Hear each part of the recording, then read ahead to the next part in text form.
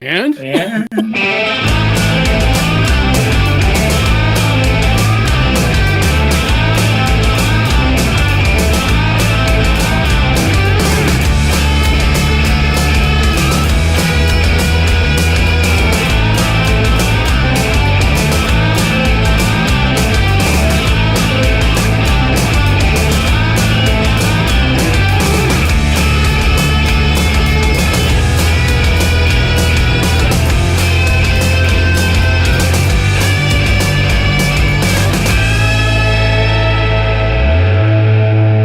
we will try to screw it up less next time, although we can't possibly screw it up as badly as the city is screwing this up.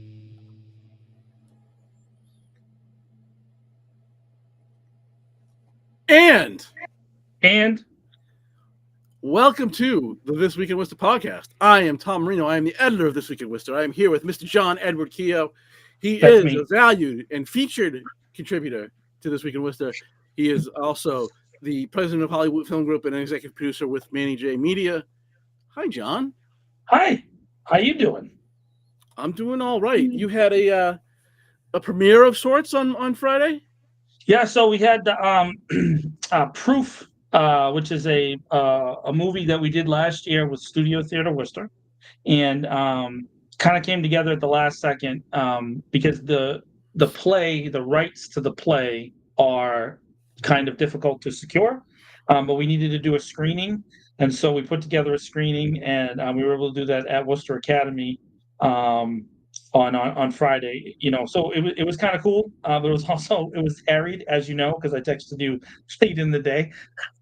But it was cool to do it. It was cool to be back with the cast and the crew and kind of give people a chance to celebrate what they did. And the movie came out pretty good. Of course, both Leanne and I are super critical of ourselves, so we want it to be even better than it ended up being. But we finished a feature-length movie, so that's pretty cool. It's pretty cool to have directed a feature-length movie. It's one of many movies coming out that we're working on in various capacities, so it was cool to get together with some folks on Friday and go to the movies. So it was nice. It was really cool. Awesome. Studio Theater Worcester, by the way, to people who don't know, they do a great job, and you should check them out. They actually have a play coming up called The Minutes, which is in 2 weeks, and I'm sure there'll be an all-to-it guide published by This Week in Worcester. And you'll probably see them on Manny J Media. It's almost like, hey, we all know each other. Hey, something like that. It'll be something in that kind of range. So thank you for asking. Fair enough. Yeah, for sure. Well, obviously it is the eve of election eve. And so we will talk about what's going to happen on Tuesday quite a bit. But I want to talk first about the Holden Sewage Saga, which is now continuing. The city manager said some things about considering appealing that decision, the most recent decision. You've kind of been following this more closely than I. So what do you got? Well, so a couple things, I wrote in This Week in Worcester about this issue. I had spoken to several counselors, with what they're allowed to speak about, because executive sessions are limited. They can share their opinions, like their feelings about it. And so I tried to hit ideological differences, in my conversations with the counselors. And so all the counselors that I've spoken to so far, and I've now hit a majority of the counselors, I've spoken to 6 about this. They all have said that there was disagreement about the tactics that the city was going to respond to this with. So there was a disagreement about the tactics, but there was a plan in place, which is very consistent with the reporting that we already did and the reporting that you've seen in other outlets other than ours. And so the first thing was the city manager went on Spectrum, and then the mayor went on Hank Stoll. So I assume that those were 2 of the tactics, right, to push back on it. And then on Thursday, we see this letter that was penned by 6 of the local state delegation members, and this letter wasn't directly about the lawsuit, it was about Holden paying their fees currently, because Holden has decided not to pay the bill anymore, which makes sense because they've been overcharged according to both them and now three separate courts, right? So they've won three different lawsuits, three different court sessions, right? They won a jury trial, they won a judge trial, and they just won an appeals trial. So they won three separate trials since 2013 on this carriage fee issue. And they've decided that we're not going to pay the bill anymore. So that was Holden's tactic. And now the city didn't say anything bad about Holden, but what they did do was go at the state and say the state is responsible to collect those fees, right? And specifically, they're supposed to take them from the cherry thing, right? The cherry thing is this amount of money that goes to each municipality from state funding, which is usually, proportionally, if I'm right, I might not be saying this right, but it's proportionally distributed. The most common one that you know of is the lottery, right? So the lottery has X amount of money, and it comes out. Some of it goes to the state bills and stuff, but part of it, a percentage of it, and I don't know it off the top of my head. I don't want to pretend to, goes to towns and municipalities, and those funds sit in the state budget until they're distributed, and they're usually distributed with whatever a legislative group has gotten for their towns and districts, right? And so in this case, Holden has some money coming to it from the state budget, and Worcester is saying that you should have Holden's bills paid by that money. The problem with this is that Holden wants that money, right? Of course, right? They want it for whatever they have going on, whether it's a gazebo or whatever. Whoever knows what is going on in Holden. And I don't know exactly what is going on in Holden, although I intend to find out, because Tom and I, this week in Worcester, is hopeful that we're going to have a sit-down interview with Peter Lukes once the appeals process is finished, which I think now they're down to 15 days for the city to appeal it to the state Supreme Judicial Court. And if they don't appeal, then the judgment is final. There's no appeal once that happens. So I don't know if this was a move.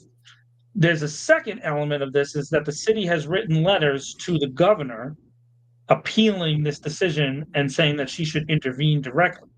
Now, those letters were written like 6 months ago, and the governor has not responded. So I think that might be an indication. Maura Healey, famously, being a person who does not respond to things that she doesn't want to deal with. That was her MO at when she was an attorney general, when she was with the Middlesex district attorney's office, and that has been her same kind of operation as a governor. She just doesn't directly address things that she doesn't want to deal with. So I think that she's telling all of us exactly how she's handling this situation, which is she's not going to get involved. She is the person of last resort, because if they don't appeal to the Supreme Judicial Court, Worcester's going to have to pay that bill, which right now is $29 million, but based on the interest, could get up to over $30 million if they don't pay this year. Which is excellent, great, fantastic. Yeah. The whole play, the state should intervene and deal with this. I mean, okay, so who has the money? Well, that's Worcester. That's really the end of the story. Worcester has the money. Did come to the city, but the city long ago spent any of those carriage fees. There's not. Oh, for sure.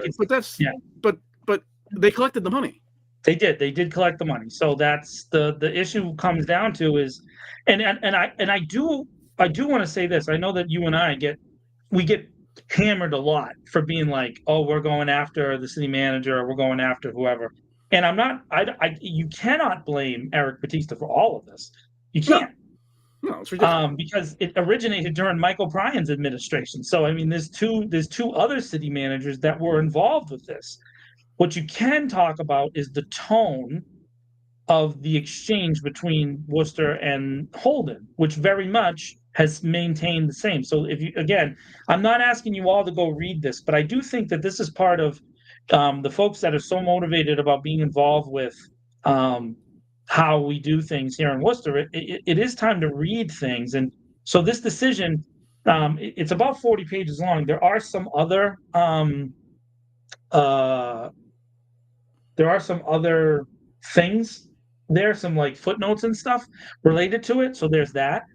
But I do think that we should consider strongly as individual voters reading them. And so maybe don't read the footnotes. If you want Tom and I to explain the footnotes to you, we can. But at the same time, just read it, and you can see that there's an acid relationship between the two cities, the municipality of Worcester and of Holden. Now, Holden's responsible for that too, Tom. I'm not going to say that Holden is going to skate clear and they've never done anything wrong.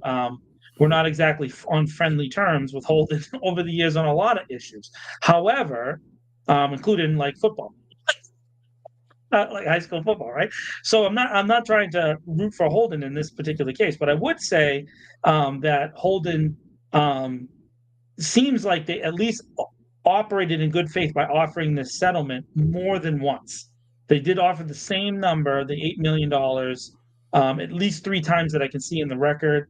And in the public statements that Mr. Lukes has made over the years, he seems to have indicated that he's offered it on an ongoing basis. So $8 million is a lot more palatable, I think, than 29 or 30 or whatever it ends up being. And so the question is there somebody in the city manager's office, thinking about figuring out a way to solve it now? Is there a way to reduce it now? Is there a way to figure it out now? Can we reduce it without this weird tactic of sending all of our senators and representatives to the state to get them to do it? I just don't see the DCR, for those of you watching at home, the Department of Conservation and Recreation, solving this problem anytime soon. So the only thing I can see, Tom, is that we end up owing more and more and more interest, right? I just don't know that this is the right approach that I would take. So this kind of goes back to the conversation that we've had with the city councilors, in that they've said that they didn't agree with these tactics. These are political tactics, to make, to have this letter go out and to have the city manager go on the news and have the mayor go on Hank Stoles. But I don't know if those are the right, can someone make a phone call to Mr. Lukes and just see if they can work out a deal? Like, I mean, is anybody possible like in there? They have the authority to do it, clearly, because the city manager. If you're Holden at this point, you've been offering a much smaller settlement for what seems like years. Yeah. And why would you settle now? You have a judgment that's been upheld by a court, upheld on appeal. Yeah. I mean, Holden did make the decision to stop paying too, so that's another thing. So now we're in this. Obviously, it's a negative back and forth, Tom. And I agree. I don't know why Holden would, but I think that there should be at least some kind of attempt by the city to go and see if they can find it. Is there a way to talk to them? Is there a way to work it out? I mean, you would think that maybe there would be some reasonable minds that could approach this thing in the millions of dollars. Yeah, but I mean, at this point, bleep you, pay me. And I think that that's kind of a reasonable position for them to have. Yeah, so some of our chatters are going at each other. Yeah, yes, they are. Maria, don't text me stuff while I'm talking. I'm in the middle of the show. It's my John time now. I looked at him like, what is going on? Oh, man. And then interesting piece in the TNG. Was that over the weekend, right? Yeah, the TNG piece was on, I think it was on Friday. Yeah. On outstanding events or events held in the city where the committee or whatever that produces the event has outstanding balances with the city. Yeah, you had some thoughts on that as well. I do. So again, I mean, all right. So when people could turn into our show, right, and we're talking about, I don't know, if we were talking, I don't want to. Let's say we were talking about DEI in the Department of Public Works. Let's just say we were talking about that. If someone checked in and heard us talking about that, that wouldn't be completely out of line with some of the things we've talked about over the years, right? So it's like, we've talked about reform and accountability in a lot of different departments, and so it would just not surprise you if we were talking about that. I've been reading I do read Henry's stuff, right? So yeah, so in the article, Henry Schwann wrote an article basically going after six specific events in the city of Worcester. So Start on the Street, which doesn't exist anymore, and then 5 other events. The African Coalition Festival, the Caribbean Festival, which just took place, the Latin American Festival, and I'm going to forget the other 2. Of course, I'm going to forget the other 2. While Tom looks for those, as you can see. So there's 2 others. All of them are prominent festivals in the city, and ones that I've attended, and a lot of the folks here in the chat have attended. And apparently, according to TNG, they have outstanding balances owed to the city for those festivals. Okay, so my first thought is this: who put Henry onto this story? Did Henry do this on his own? Was the editors going on it? Because when was this a story that they owed money? And the reason why I asked that, Tom, is because earlier this year, the city reformed all of its fees and reduced and waived the vast majority of their fees for festivals back in March, right? So the city made a decision, a blanket decision. So that was in March. So now all the way at the end of August, all of a sudden, the Telegram and Gazette is interested 3 days before the preliminary election in the balances owed by 5 festivals. And it says in the article that they asked specifically for those 6, and they only got the outstanding balances to 2, I believe, which was the African Heritage Festival and the Caribbean Festival. So, and then the amounts owed were like a couple $1,000s. It wasn't a huge amount of money. It was almost nothing.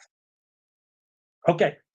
In the article, if you go look at the article, Gemma Kamara says that she disagrees with the bill and that she hadn't gotten a statement of accounts from the city, which everybody who's watching our show right now knows. It is very consistent that the city's billing practices are late and delayed on a regular basis. That's happened to a bunch of people who have done events in the city. I myself have had issues with the city. For the Dead of Winter Horror Festival, we booked parking on Main Street on the Saturday this year, and we didn't get the bill for the parking until May. So it happened in February. We didn't get the bill till May. So that happens for events in the city all the time because the billing process in the city is usually, I think it's net 60 days. If someone else knows better than me, please check in. But I'm pretty sure that they're net 60 days. And so that means that when the city does send an invoice, you have 60 days to pay it. That's how I understand it. So it's just strange because the Caribbean Festival just happened 2 weeks ago, right? So if they do owe a balance, the city probably hasn't even sent them a bill yet, which, if you read the article, Jen Gaskin said that. She says, we haven't even gotten our fire detail bill yet. So it just seems really questionable as a story. I'm not saying it's not a story. Let me back that up. I am saying, though, this seems incomplete, right? So the other thing is I know folks that happen to be in festivals that look like me who also have outstanding balances. I've already spoken with several festival directors and parade directors in the last couple of days. And they've said that they too owe money to the city. And in several cases, they haven't gotten their invoices yet. So it really, really begs the question as to the TNG's editorial process. Why did they not bring up other events, right? One, that's a big question. Why didn't they just ask for every event in the city? Because that would be my approach as right in the story. It's like, all right, I'm going to get every single event and everybody's bill and see who owes what. Okay, that's step 1. 2, why doesn't the fact that they waived the fees in March affect the story? Because to me now, if every single event post-March is waived, these events have all taken place this year. Wouldn't they all have very little fees or no fees except for the details? If I understand it correctly, the only thing that you really have to pay for is a fire department and or a police detail. So if you have either of those, you got to pay for those, which is basically the hours for those officers to go. And I was at the Caribbean Festival, and there was a significant police presence. There was probably 20, 25 officers. Now, I don't know which of those officers were asked for by the festival, because you only have to pay for the officers you request. If the city decides on its own to send additional people, that's not the festival's responsibility. Okay, I know that for sure. So there's usually a detail charged, and then there's staffing that's given. And in the case of the Caribbean Festival, because they closed down Salisbury Street from so it's Main to the corner of Salisbury, right? Because it goes from City Hall down the street up Salisbury Street. So they close off 1, 2, 3, 4 outlets. So I'm assuming the festival has to pay for those people, right? The people that are sitting in the cars, right? I assume that's what they would have to pay for. So, but if they haven't been given the bill yet, why is it a story? And so this really goes to the question of how media does things here in the city of Worcester, because I just don't get it sometimes, Tom, is what is the deal with this story? Like, where is it coming from? Why isn't it a story? And if it is a story, who put them onto it? Why is this timing? Why was this something that needed to be covered? Isn't there a preliminary election on Tuesday? Like, you would think that in-depth reporting about the preliminary election would be going on right now, but instead you get this big story, and it's a big story too, above the fold on the front page of the actual printed newspaper, and then on the front facing side of the digital side, which is in the city of Worcester. Above the fold on the front on the printed newspaper is still kind of a big deal for people who do read the newspaper, right?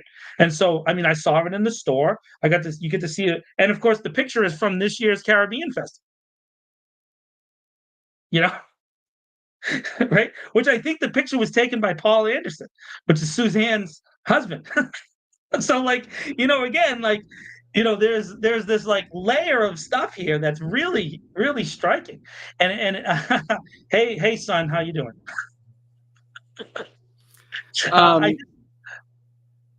Yeah. I mean, it is interesting that the Italian festival is included, or some of the wouldn't you ask about the biggest events or the longest running events? Yeah, that's funny. From Caden Davis. I just ate a piece of banana. Caden Davis put out a rap video this week. I saw it. That's a legitimate question, Maria. It's possible that they were trying to distract people from Caden's rap video. Listen, I will say this. I appreciate the effort, because that was different in this city. I haven't seen anything like that. So good on Caden and his team for putting that out. I think that is. I think it's fun. To me, it's phenomenal. So, I would. I have two sons today.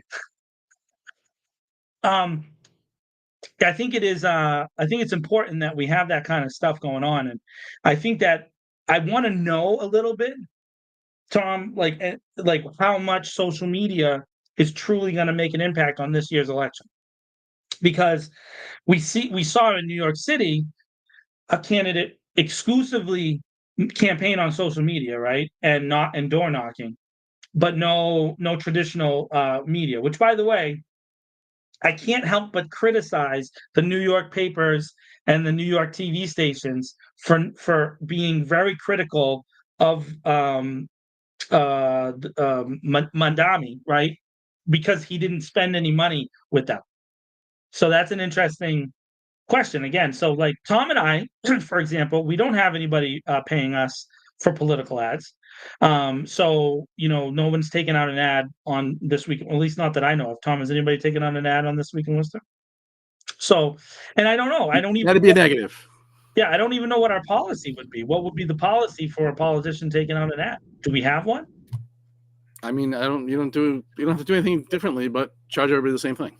Yeah, charge everybody the same thing, right? So give everybody give everybody exactly the same platform, right? So if someone paid for an article, we'd let everybody. And then I guess if we let someone write a free article, then we'd have to let everybody write a free article, right? Yeah, I would do that. Yeah, I would do that anyway. Yeah. So if someone wanted to do an op-ed, and that's a stand. By the way, for the city councilors who like to pop into the chat and sneak by, I see your little name popping by that you were watching. You're more than welcome to reach out to Tom or I, or a contact form right on the thisweekinworcester.com website, and you are more than welcome to submit an op-ed, and Tom will print it without editing. He will not. Well, he'll edit it for grammar only. For spelling. I mean, I made this offer 2 years ago, and yeah. It didn't happen. So yeah. But I will make that offer to all candidates. After Tuesday. So I do say that I think that seeing this story happen right as the preliminary election does indicate one thing. I don't know for sure. So I can't say that Henry is or the editors are doing a distraction or any of that. I don't know. There's nothing I can do. But I can say that it does say to me that the TNG isn't that interested in the preliminary election. I think that that's an indication, because by action they've indicated that they don't consider it to be as important as the $1,700 bill that one of the festivals had.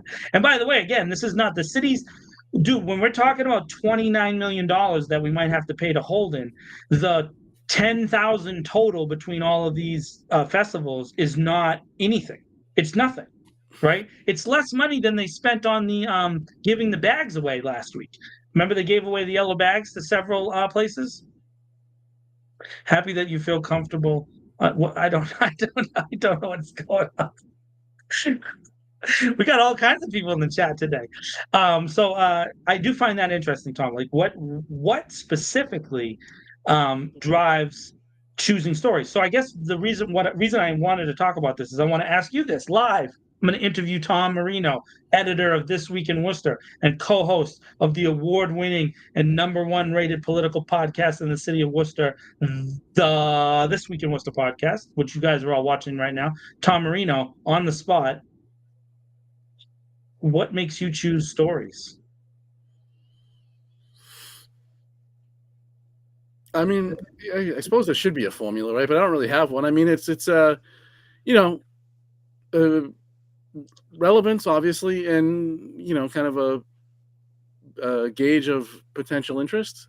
So I mean, I'll do things I think are relevant that I know won't be, won't gather all that much interest because I think they're important. But on other stuff, I mean, people will like that. I mean, obviously, sometimes it's like stories that way. Have you ever turned down a story from me, a pitch, because you didn't think it would matter, or you maybe you just didn't like it, or you didn't want the paper to do that particular story? Yeah. Okay. Yeah, so that a couple times in the last few weeks. I've asked that on purpose because I just want the people who are watching to know, like, I pitch stories to Tom literally almost, I would say, every other day, right? And he, when I pitch a story, he sometimes says, go for it. And then sometimes he says, no, we're not doing that. Just like that. It's very, very simple. He's just like, nah, we're not doing that, John. And then he'll sometimes tell me why, but most of the I'll always tell you why. I don't think I've ever said no and then not give you a reason. And let me tell you this. Usually it's more nuanced than that. It's like, no, let's take this angle on it or something like that. Yeah, that's true. And so and then Tom edits me. So like there's sometimes I tend to be more, shall we say, sarcastic. Yeah, sometimes you're wilding out. Sometimes I'm pretty sarcastic as a writer, and every once in a while, persons that we know, famous people here in the city of Worcester, their names might trip into my articles, and Tom will very nicely, very gently slice them right out of there. Which is funny because the same folks think that we're so against them, and Tom has very nicely protected their fragile little hearts from John's biting wit. Which I think is pretty cool, because that's how it's supposed to work. By the way, I learned a long time ago as a writer to accept when you have an editor, like when you have an editor, that you have to just accept that, and then you can get the best version of. Yeah, so Tom is my father, which would make him Jay and Zach's grandfather. I Right? just So got wicked old. you have two grandsons in the chat.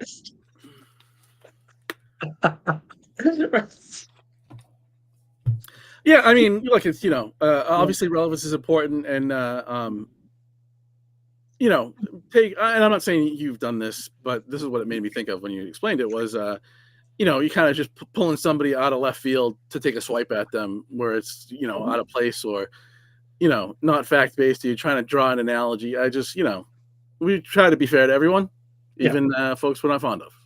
Yeah, well, and that's the other thing, Tom, because today I Worcester Sucks put out a website called WorcesterElections.com, and Bill and his crew are they're sometimes a little mean.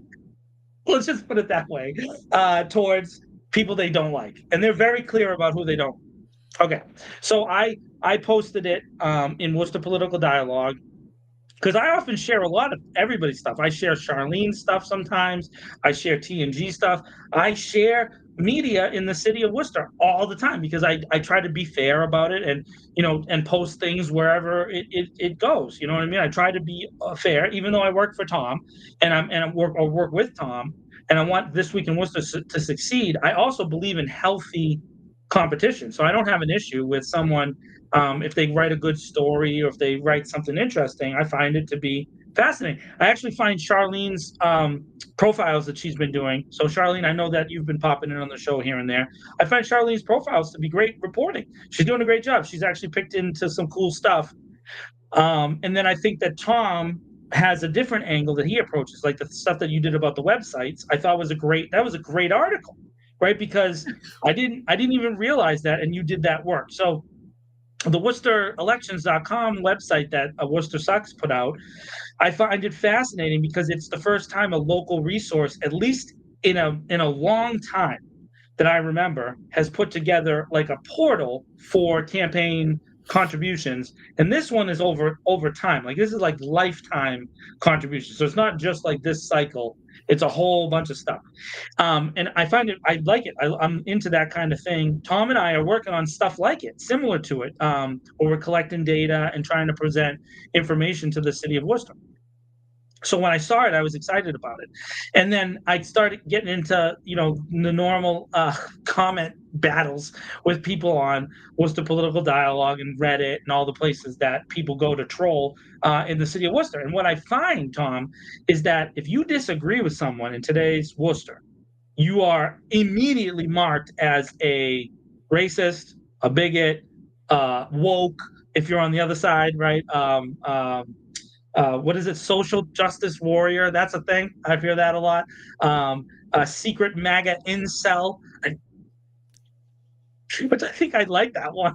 I just like the sound of it. It sounds fun. But like people just immediately go to this DEFCON 5, and then I think that's part of the reason why we're in such a bad spot as a nation. And you see all these like terrible things again, yet another school shooting last week. And the only approach that I can have is that, dude, we go off the deep end no matter what. Like we're immediately off the deep end and start accusing people of the worst thing ever. It's just crazy. And then so Ashley just pointed out, right, social justice warrior as an insult. Why is that an insult? Don't you want to be a warrior for social justice? But it's now like coupled with the word woke, which now on 50% of the country, I guess, or maybe 47.5% of the country, the word woke is like bad.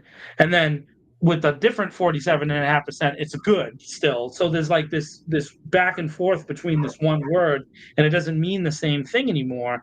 And what I said today was I think that people just like to bait with rage, so they rage bait everybody, and you get everybody running around screaming, and it's like, No, that's not what the person said. You know what I mean? So, and again, I'm not trying to do that with the Telegram and Gazette. I think it's a good, healthy media atmosphere if we're talking about each other's um, stories and we're going back and forth with each other. I think it's a good thing. You know what I mean? I know we're missing out on our favorite person, our favorite troll in our chat this week, Henry, because he's been banned. But Henry, that's he just doesn't listen and he just starts yelling and screaming in the chat, and so then he just assumes everybody here like that. Everybody here has the exact same thing. I would say that Tom, you and I, we have significant disagreements in policy and procedure.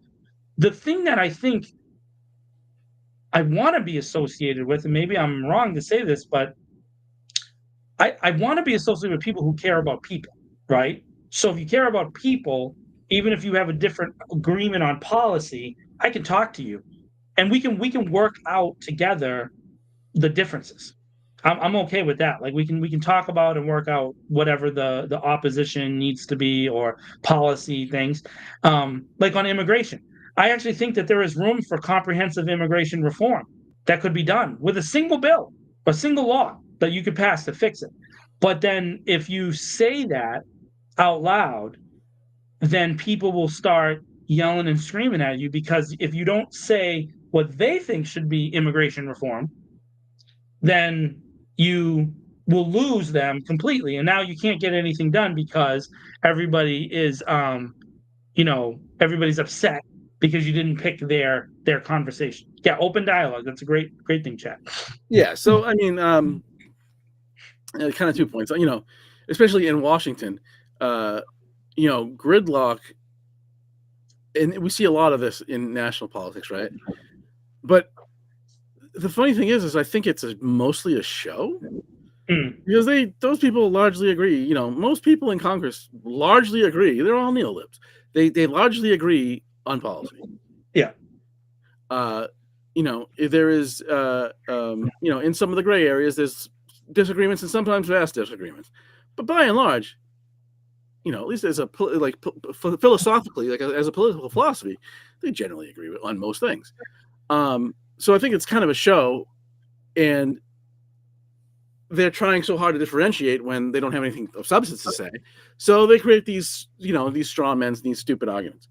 The one that irritates me, I guess it doesn't really irritate me, I just think it's the stupidest on picking on language, picking on phrases, is woke. So stay asleep then. I don't know what to tell you. Don't wake up then. Stay asleep. Think everything is exactly as you see it and as you've always seen it, and it's never going to change and never has changed. Yeah. You think that. But I get killed for it sometimes. But I agree that you need to be able to talk to people. And if that conversation, if you talk to people and they say something you don't like, and so you scream at them or call them names or whatever, define scream however you wish. Right. I don't know how that does anybody any good, really. Right. Maybe you were never going to convince that person to, to see it the way you see it, or closer to the way you see it. But you've guaranteed that now.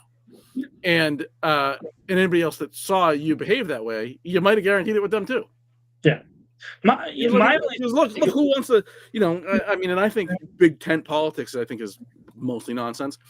But how are you gonna do you want people to come to your side? If you're anywhere on the left, or you're a Democrat or whatever, not that the Democrats left, but that's another story. You get me.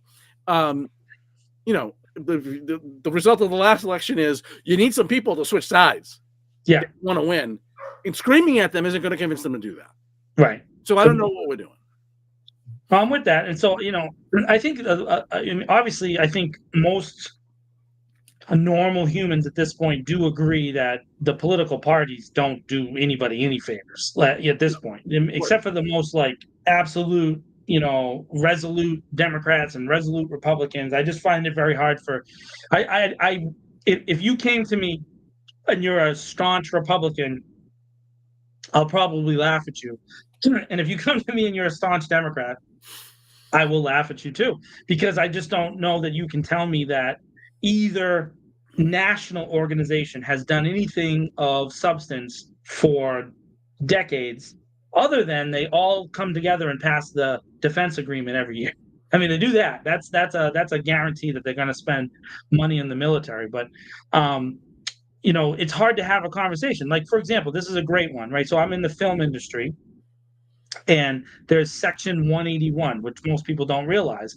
But Section 181 allows somebody who has a passive income to give money to a film and write it off, which most filmmakers for years have been pushing for reform, because that basically means you have to be a zillionaire to give money to a movie, and it completely eliminates anybody who has no money. Okay, so I was part of some teams that approached President Biden, and it was rejected. And there has been some headway with President Trump, and I'm going to tell you why. He loves celebrities. So John Voight has basically been at the White House like 40 times this year, and I'm not saying I align with John Voight, because I don't. However, if he gets this Section 181 reform done, that would allow like one of you guys to give $100 to a movie, and it would be a tax write-off for you. That would be a really big deal. And so the crazy thing is that when you then say that to someone who's like a Democrat, they're like, "Oh no, we're going to stand against it." It's like, no. This helps poor people. Like, you should allow this. This should be something we want, right? Just like if you go back to his first term, President Trump passed the comprehensive criminal justice reform, and he did it because Kim Kardashian kissed his butt in the Oval Office. That's why he did it. And I'm not saying that his reasoning was good, but it's the only person who ever did any kind of criminal justice reform. Now he's undoing it with a lot of his policies that he's using in this term, so I can't give him that much credit. And I'm not trying to give him credit. What I am saying, though, is that you have to look for at least something that you can do. You can't fight every battle, right? I wish I could save everybody, and I would save everything. So I can't fight every battle. So what do you try to do? You try to fight the battles that you can and find like-minded people that say, all right, can we at least try to put out this fire? And then we can move on to the next fire. You know what I mean? Like, how do you move? When are any of the candidates athletics?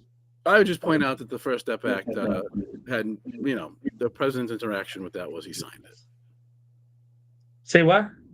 The First Step Act, the current president, when he in his last term, his interaction with that bill was he signed it. That was he didn't know what was in it. I don't think he knew. Kim Kardashian made kissy eyes at him, and that was it. And that was all that he needed at the time. And I agree with you, Tom. I do agree with you. But to be honest with you, he's president right now. So how do you deal with it? I mean, I appreciate some of the Democrats saying we got to use the 25th Amendment to get him out because he's crazy. I don't think that's going to happen. And so I think that a more realistic approach would be send some celebrities to the White House and see if you can get them to, help. You know what I mean? And the thing is that you have to know that there are other celebrities that you might not consider to be your favorites, like Dean Cain, right? Ex-Superman, who has blocked me on Twitter. Badge of honor for me. But Dean Cain joined ICE. And so you have a celebrity who is supporting the president's current policies on ICE. If you don't agree, we got to find some celebrities that the president likes to go to the Oval Office and say, hey, don't do this no more. And I'm convinced that if you could get like 15 people, like if someone could get Sydney Sweeney to go talk to the president and tell him, hey, don't do this with the ICE thing, he'd probably stop. I'm convinced. Spicy Latinas.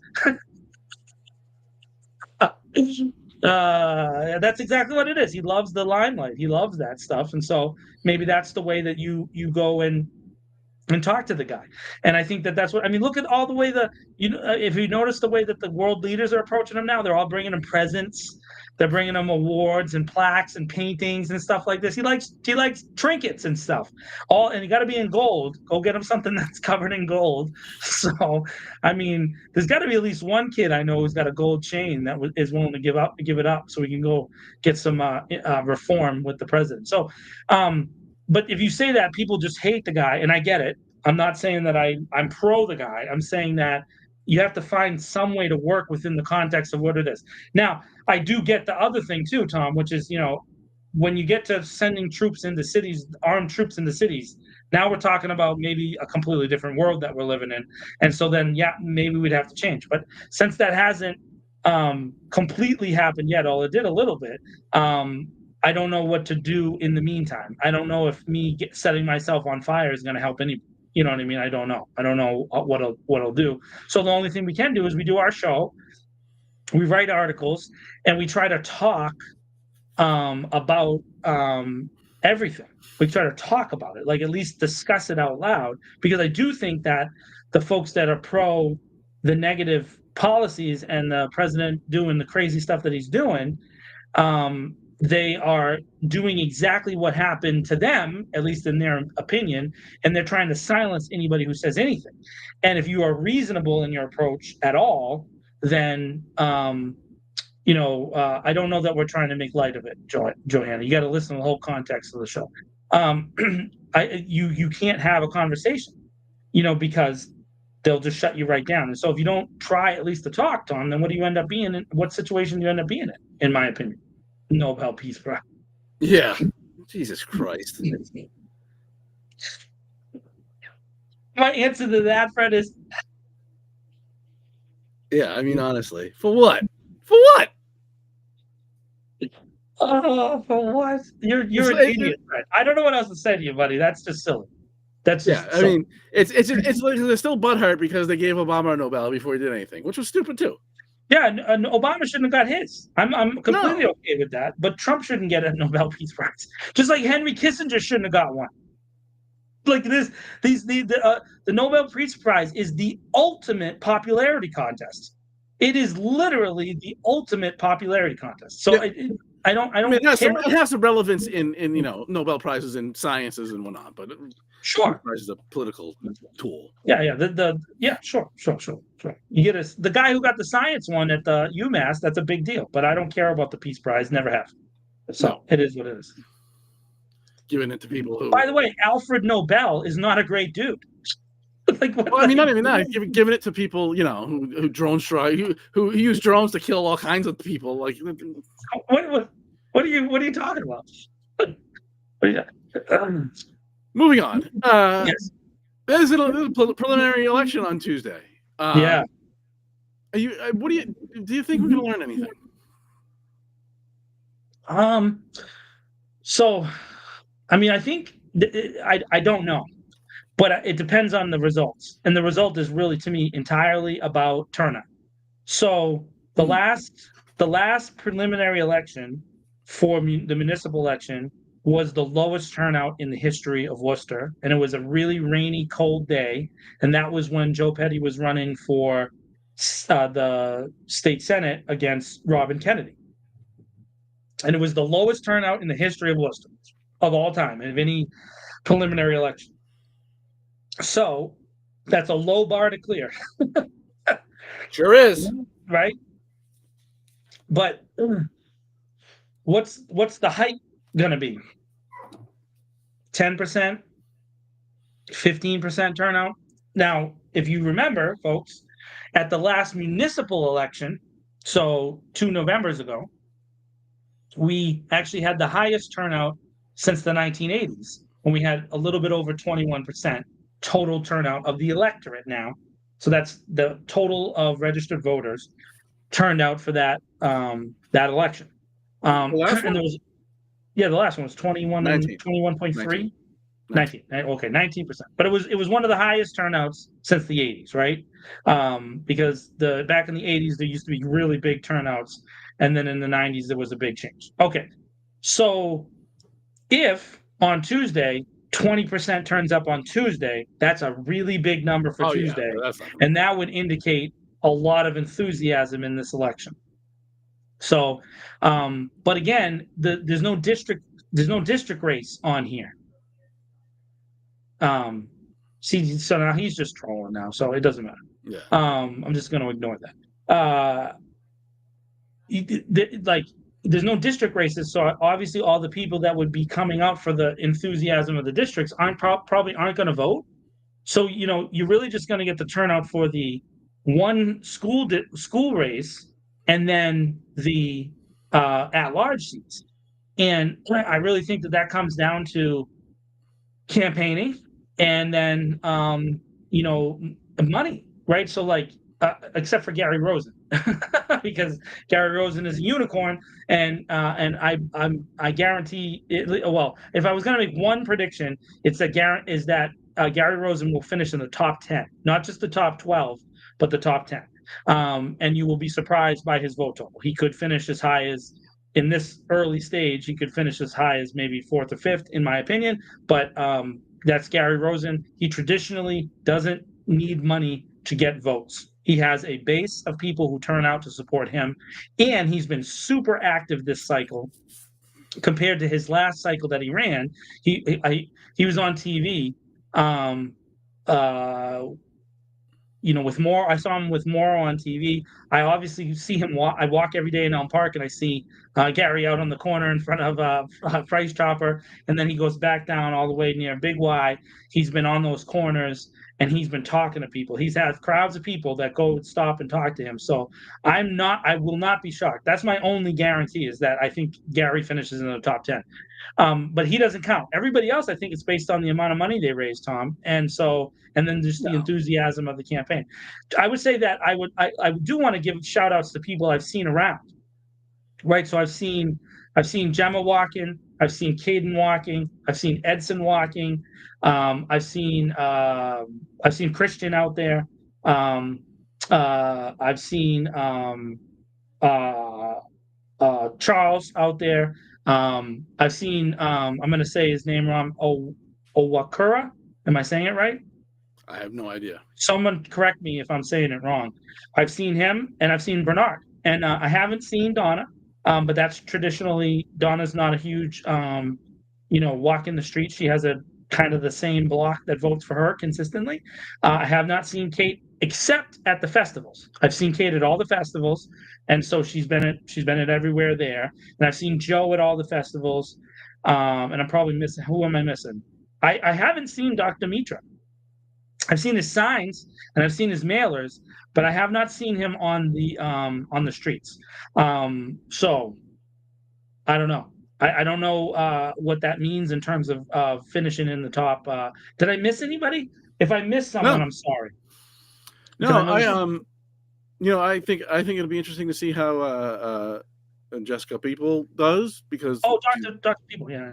Yeah, because I mean, seemingly heavily qualified, but I haven't run into a lot of campaign stuff. So I think that's interesting.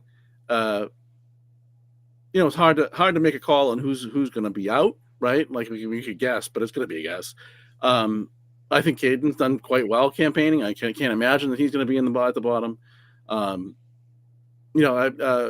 Ryan Doley as well. I haven't run into anything about his campaign. It could just be me, right? Yeah. But I have seen him up by up like downtown area. I've seen him walking around. There's several churches, Ghana churches, I've seen him going to. So again, is he going to engage a completely different group of people that haven't really voted in the city? I don't know. That's the thing. Could be, yeah. I mean, this is all right. It's all guesswork. And Gemma, I mean, when she both her campaigns for school committee, she worked her tail off, and everything I've seen is she's doing the same. I can't imagine.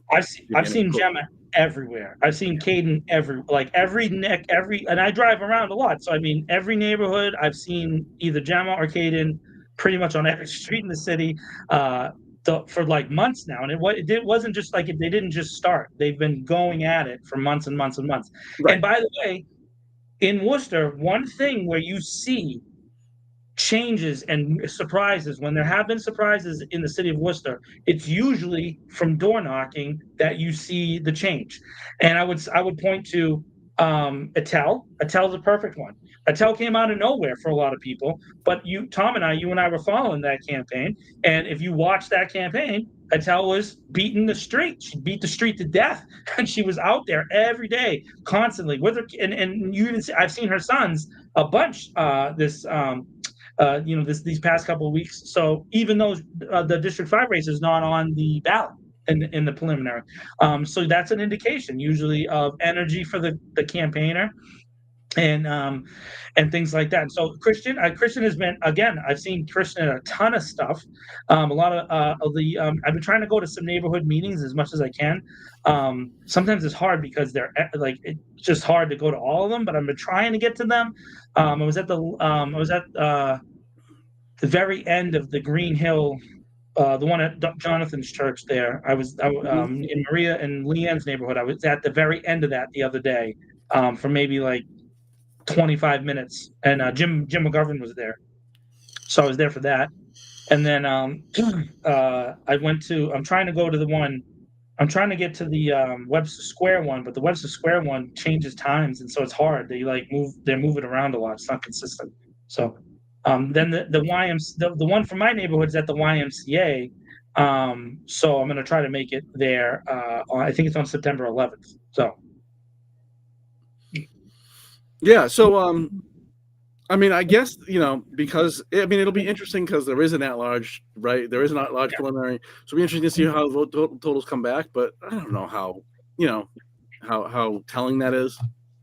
Yeah. I mean, last time we had a sort of impactful, or at least one of the most recent times we had an impactful preliminary was when Rick Cipro ran against Sean Rose, and Cipro won that preliminary by about the same percentage that Sean ended up winning the general election by. So kind of flipped between. So, and I don't know how much of that was the campaign, how much of that was just who turned out in the preliminary. Who knows? Who knows? Yeah. So I would say that in the school District E race, I've seen Nellie everywhere and I've seen Noelia everywhere. I really haven't seen Kathy, but I don't know if I've seen Kathy at anything other than a couple of more private events or more like events that kind of cater to her audience, I guess, if that makes sense. I did notice the AFL-CIO making an endorsement in a preliminary, which is strange, because normally they don't make an endorsement until the main election. So it's hard not to say that's the person who's the president of that is Candy's husband. So that makes it really, it's really hard not to make that connection. I know Candy gets upset when I've said that in the past, but I mean, her husband is the president of the local AFL-CIO, and they made an endorsement for a certain group of candidates. And it really doesn't make sense because a lot of those candidates, including Kathy, are not very pro-union at all. So I don't know how it makes sense other than Candy's husband is making a determination to get union members to go out for those people. Now, it does say consider. That's how those letters go. It's not an order. It's not 1950, where if you didn't vote for that person, you might get beat up. At least not that I've heard. Yeah, so I mean, it'll be interesting. It'll also be interesting to see how Sacha Mitra does because there's been a lot of focus because of the money he raised. And I mean, he is he's well known, especially in the business community. So it'll be interesting to see how he does, and how some of the candidates like Caden do, that we think have campaigned well. Yeah, I do. I do want to see results for the campaigns. I will say this: I'm not against Dr. Mitra, but I am against this style of campaigning, which is just flood the airwaves with money and send it. I just haven't seen Dr. Mitra out on the street, not anywhere that I have seen. I haven't seen him, and I've been all over. Caden has been everywhere. Caden knocked on my street, and I've said this. If you guys followed us back on the last election, I had said that at my building at Irving Street that there had never been a candidate the entire time I lived in that building, and I gave credit to oh my goodness, my brain is locking. District 4. Oh, Louis Ojeda was the first candidate ever to knock at my building. The first candidate ever. And I give him credit. He knocked at the whole street of Irving Street. Caden has knocked at my building.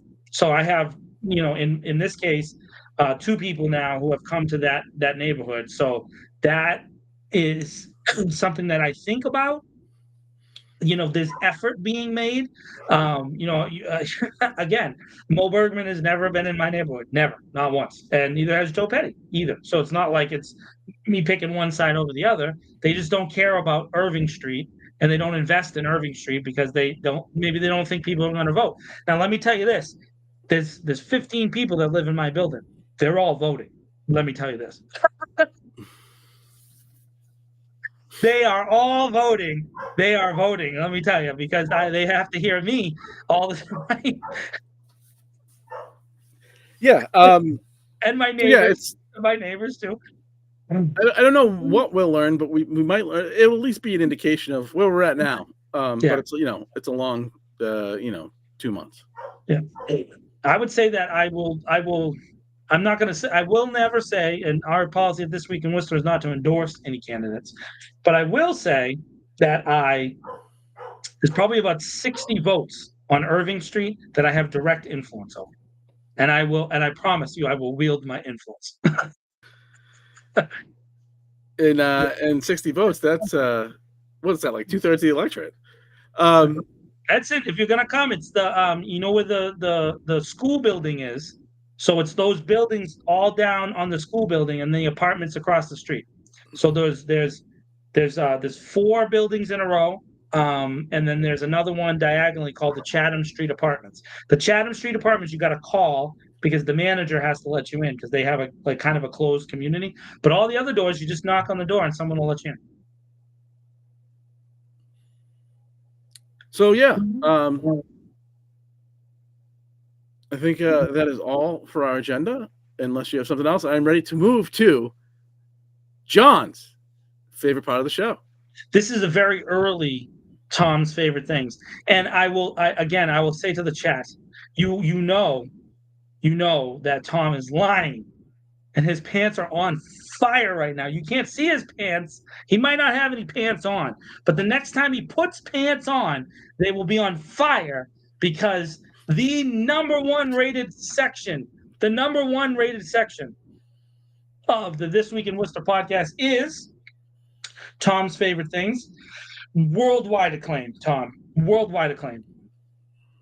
I just want to say that people overseas are now watching this show. There are people overseas watching our show, and they have told me that this is their favorite part of the show. I'm just saying. I'm concerned with people in Worcester, so you can be with all these global people, you can be concerned with that. Well, let me tell you, these global people are Worcesterites who are on vacation. They are in the Worcester diaspora. They are watching the show from vacation, and they all adamantly say that Tom's favorite things is their favorite part of the show. Okay, so this week is the beginning of, or it's the second week of fair season. Everybody likes the fair, right? Went to the Spencer Fair yesterday. Got myself some snacks.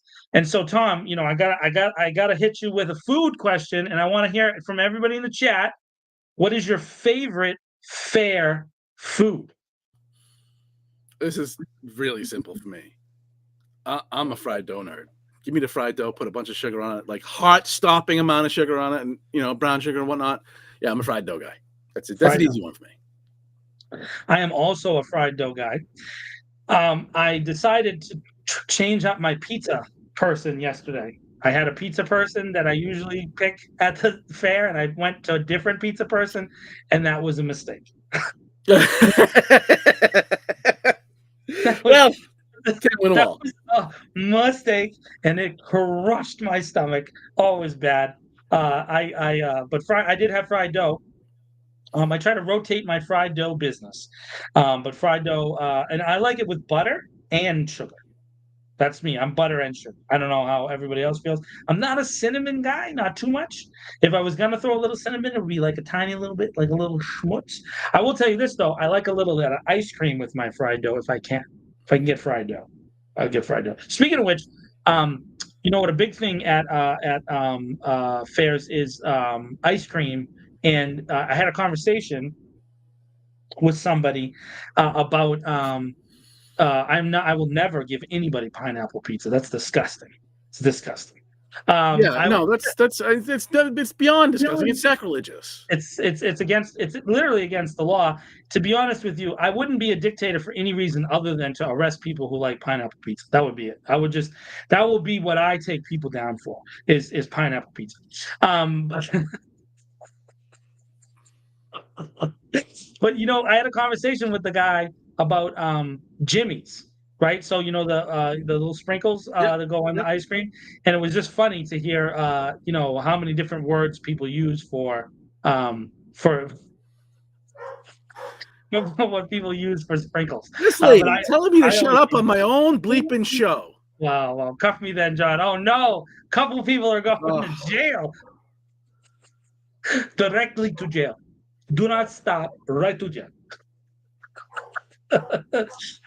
Believe it or not, jail. Immediately, jail. These people, they come from stock that apparently has no taste buds.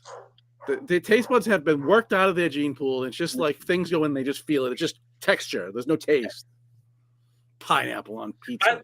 By the way, let me take a shot at one of the biggest media people in the world, which is Dave Portnoy. And I will say this, his little pizza review thing that he's built up over, it's complete and utter nonsense because he only eats cheese pizza. You can't judge pizza on cheese pizza only.